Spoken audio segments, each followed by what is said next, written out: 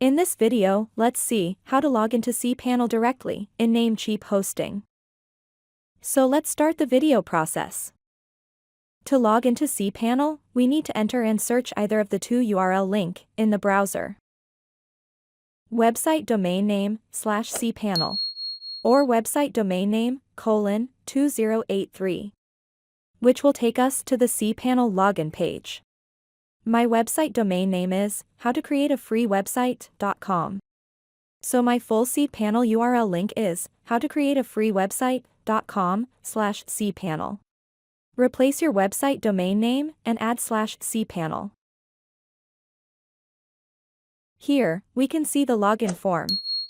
We need to add cPanel login username and password, which we can find in our email account, which we used when opening Namecheap hosting account, or when we bought the web hosting with Namecheap. We need to enter the cPanel username and password in cPanel login form. And we will be taken to this page. Here, we need to click the cPanel button to enter cPanel settings page to access all the application and other settings in cPanel main page.